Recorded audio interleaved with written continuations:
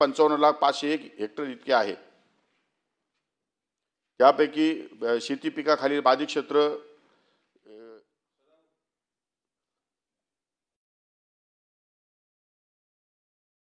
एक लाख 1,55,500 हेक्टर इतका आहे आणि 1,19,000 हेक्टर फळ पिकाखालील बाधित क्षेत्र 36,268 हेक्टर आहे। शेती नुकसानीचे पंचनामे तातडीने पूर्ण करावे। कोकणात शेतीबरोबर घरे गोठे यांचेही नुकसान झाले आहे, त्याचे पंचनामे करावे अशी मागणी सन्माननीय सदस्यांनी केली आहे। फेब्रुवारी ते मे 2025 या काळातील प्राप्त पंचनाम्यानुसार एकूण 1,86,226 हेक्टर क्षेत्र बाधित झाले आहे। जून 2025 मध्ये प्राथमिक अहवालानुसार एकूण 67,427 हेक्टर क्षेत्र बाधित झाले असून पंचनामे करण्याची कार्यवाही सुरू आहे। घरे गोठे यांचे नुकसान झालेले पंचनामे करणे ही बाब मदत व पुनर्वसन विभागाशी संबंधित असल्यामुळे त्या विभागाशी चर्चा करून त्यांनाही या संदर्भात आदेशित करण्यासाठी विनंती करण्यात येईल। सभापती महोदय, शेतीसाठी उपलब्ध युरियाचा वापर पेंट दुधात भेसळ करण्यासाठी करण्यात येत असून अनुदानित युरियाची अन्य कारणासाठी होणारी विक्री थांबावी आणि शेतकऱ्यांना पुरेसा युरिया उपलब्ध करून द्यावा अशी ही मागणी सन्माननीय सभासदांनी या ठिकाणी सभागृहात केलेली आहे। राज्यात खरीप हंगाम 2025 साठी केंद्र शासनाकडून 15.52 लक्ष मेट्रिक टन एवढे अबटन मंजूर असून मी या अगोदर मला वाटतं ही सगळी माहिती दिलेली आहे। राज्यात खताची जादा दराने विक्री होत नाही यासाठी 395 भरारी पथकाची स्थापना करण्यात आलेली आहे आणि अशा प्रकारे जे काही जिथे ज्यांच्यावरती कारवाई करायची असेल त्यांच्यावरती कारवाई करण्यासाठी आम्ही खालच्या भरारी पथकांना या ठिकाणी सूचना केलेल्या आहेत। राज्यामध्ये एकूण 41,337 कृषी विक्रेता केंद्रावर जादा दराने विक्री होणार नाही, लिंकिंग न करणे बाबत फलकाद्वारे जनजागृती करण्यात येऊन त्यावर किरकोळ विक्रेत्यांकडून खते लिंकिंग होत असल्याबाबतचे बाब आढळून आल्यास कृषी विभागास तक्रार करणे सर्वदूर प्रसिद्धी देण्यात आलेली आहे। त्यामध्ये मोठ्या प्रमाणामध्ये शासकीय अनुदानित जो युरिया आहे तो युरिया दुसऱ्या कंपन्या या ठिकाणी ब्लॅकने मार्केटिंग करून या ठिकाणी विकत घेतात असा जो आरोप आहे त्या संदर्भात राज्य सरकार लक्ष ठेवून आहे आणि वेळोवेळी या ठिकाणी राज्य सरकारमार्फत रेट टाकल्या जातात, केसेस केल्या जातात। त्यामध्ये असं काही निदर्शनास आलं तर या ठिकाणी आमच्या सन्मानित सभासदांनी किंवा कोणत्याही माणसाने अर्ज केला तर शासन निश्चित त्यावर कारवाई करेल। सभापती महोदय, जैविक शेती आणि सेंद्रिय शेती यांचा शासनाने प्रचार करण्यासंदर्भातही काही सदस्यांनी अपेक्षा व्यक्त केल्या आहेत। सभापती महोदय, केंद्र शासनाच्या परंपरागत कृषी विकास योजना, राष्ट्रीय नैसर्गिक शेती अभियान आणि राज्य शासनाची डॉक्टर पंजाबराव देशमुख नैसर्गिक शेती मिशन, सेंद्रिय शेती व नैसर्गिक शेती संदर्भातील योजना राज्यात राबविण्यात येत आहे। सदर योजनाच्या शेतकरी प्रशिक्षण, कृषी सखी प्रशिक्षण, अधिकारी कर्मचारी प्रशिक्षणाच्या माध्यमातून प्रचार प्रसिद्धी करण्यात येते। तसेच कृषी विभागाच्या विविध योजनेतून शेतकरी मेळावे, शेतीशाळा, प्रदर्शने इत्यादींच्या माध्यमातून नैसर्गिक व सेंद्रिय शेतीचा प्रचार व प्रसार करण्यात येतो।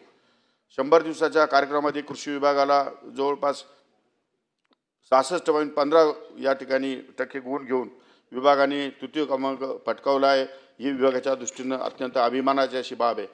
सभापती महोदय, मी हे आपल्याला सांगू इच्छितो की यापुढे लायसन देत असताना आमच्या विभागाला मी सूचना केलेल्या आहेत की सेंद्रिय या ठिकाणी औषधे जे तयार करत असतील आणि अशा प्रकारचे विक्री केंद्र जर महाराष्ट्रामध्ये कोणी या ठिकाणी ठेवण्यास तयार असेल तर आपण लायसन्सच्या माध्यमातून रासायनिक दुकानांच्या ऐवजी फक्त सेंद्रिय दुकानांना लायसन्स कसे देता येतील हाही विचार शासन अग्रक्रमाने या ठिकाणी निश्चितपणे करणार आहे आणि त्यासाठी आपल्याला जैविक शेती आणि सेंद्रिय शेतीकडे आपला कल हा निश्चितपणे भविष्यकाळात वाढवावा लागेल याची पण शासनाला संपूर्णपणे कल्पना आहे। सभापती महोदय, राज्याचा कृषी मूल्य आयोग कापसाला सोयाबीनला सुचवलेला हमीभाव स्वीकारलेला नाही। कापूस सोयाबीन पीक घेणाऱ्या शेतकऱ्यांची दयनीय अवस्था, हमीभाव दिला जात नाही अशा प्रकारच्या तक्रारी काही सन्माननीय सभासदांनी केलेल्या आहेत। केंद्र शासनाकडून जाहीर करण्यात येणाऱ्या किमान आधारभूत किमती या सर्व राज्यांना विचारात घेऊन करण्यात येतात। त्यामुळे राज्य शासनाने केलेल्या शिफारस किमती व केंद्र शासनाकडून जाहीर करण्यात येणाऱ्या किमान आधारभूत किमती यामध्ये काही प्रमाणामध्ये तफावत असू शकते। शेतमालाच्या किमान आधारभूत किमती जाहीर करणे ही बाब केंद्र शासनाच्या अखत्यारीतील आहे।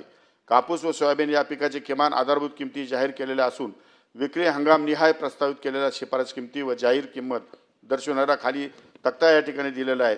कापूस जो लांब धाग्याचा आहे तो 2024-25 मध्ये शासनाने 9,634 कोटी रुपयाची शिफारस केली होती, परंतु केंद्र शासनाने जाहीर किमान आधारभूत किंमत ही 7,521 रुपये ठेवलेली आहे आणि आता यावर्षी 2025-26ला लांब धाग्याच्या कापसाची 10,579 राज्य शासनाने केलेली शिफारस होती.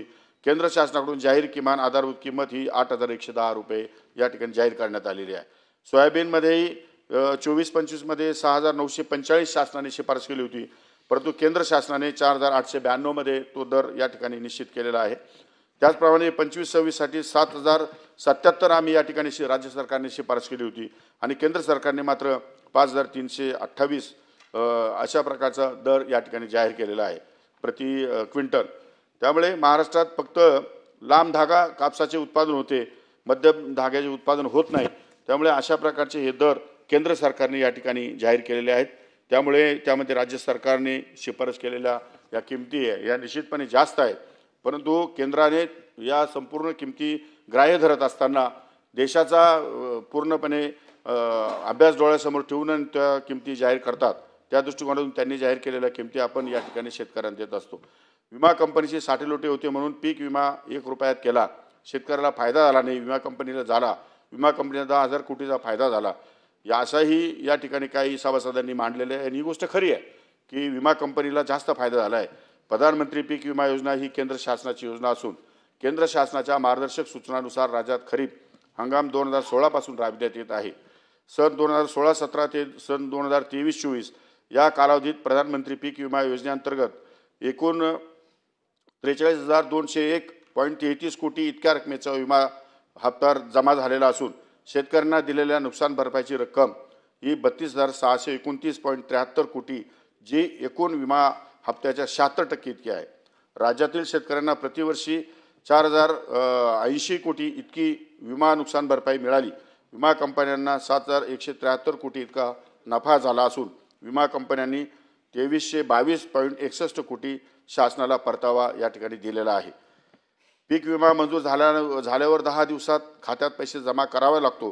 2023-24चा खरीप रब्बीचा विमा अजून शेतकऱ्यांना खात्यात जमा नाही असाही काही सभासदांनी या ठिकाणी माहिती दिली आहे. त्याप्रमाणे मी माहिती घेतली असता 2023चा खरीप 77 कोटी पीक विमा हा येणं अजून बाकी आहे.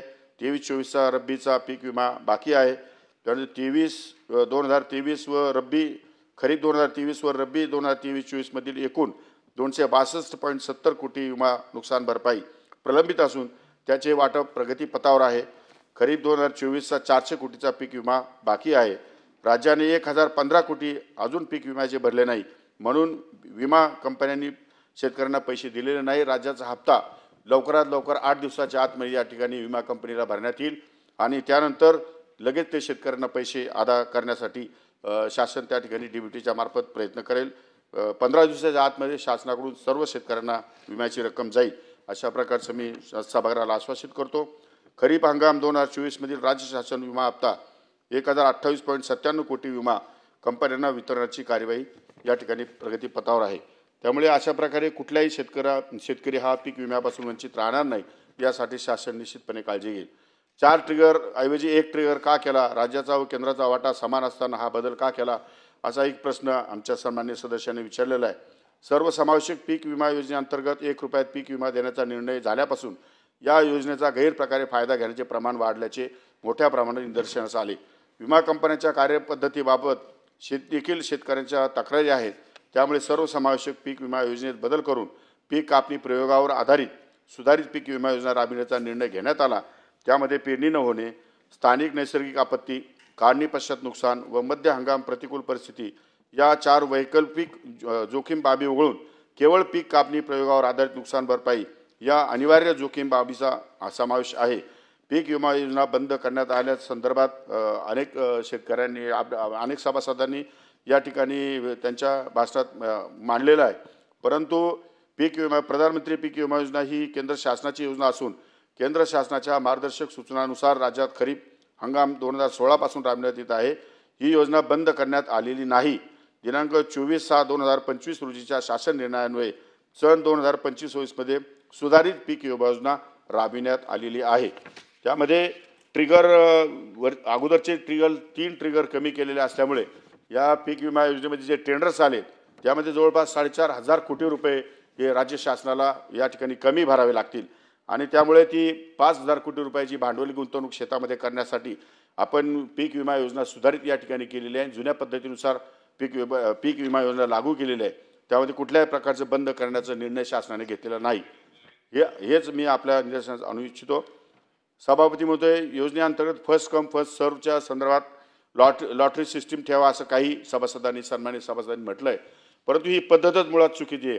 लॉटरी सिस्टीममध्ये कधी लॉटरी लागणार, कधी शेतकऱ्यांचा नंबर लागणार, शेतकऱ्यांना संपूर्ण अनिभिज्ञ असतं।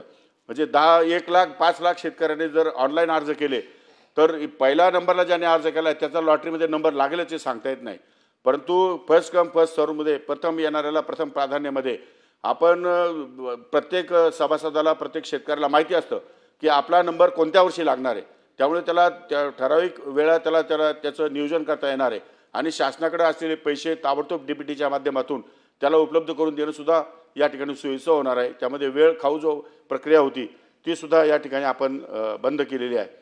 कृषी विभागाच्या विविध कल्याणकारी योजनांच्या अंमलबजावणीसाठी महाडीबीटी हे ऑनलाईन पोर्टल महाआयटी मुंबई यांच्या मदतीने विकसित करण्यात आलेलं आहे। सदर पोर्टलवरून लाभार्थी निवडीसाठी लॉटरी प्रक्रिया राबवून पुढील कार्यवाही करण्यात येत होती। लॉटरी प्रक्रियेमध्ये आर्थिक लक्ष्यांकाच्या प्रमाणात लाभार्थी निवड करण्यात येत होती। निवडलेल्या शेतकऱ्यांपैकी केवळ 30 ते 35% शेतकरी प्रत्यक्ष लाभ घेत होते, त्यामुळे उर्वरित 65 ते 70% रकमेसाठी नव्याने लॉटरी प्रक्रिया राबविण्यात येत होती। अशा पद्धतीने एका योजनेचा संपूर्ण निधी खर्च करण्यासाठी किमान 4 लॉटरी चक्र पूर्ण करावे लागत होते। प्रत्येक लॉटरी चक्रासाठी प्रत्येक टेबलवरील वेळेचा विचार करता साधारण 2.5 ते 3 महिन्याचा कालावधी एका लॉटरी याच्यासाठी लागत होता। एका आर्थिक वर्षात उपलब्ध होणारा निधी खर्च करण्यासाठी त्यामुळे काही वेळा मर्यादा येत होत्या।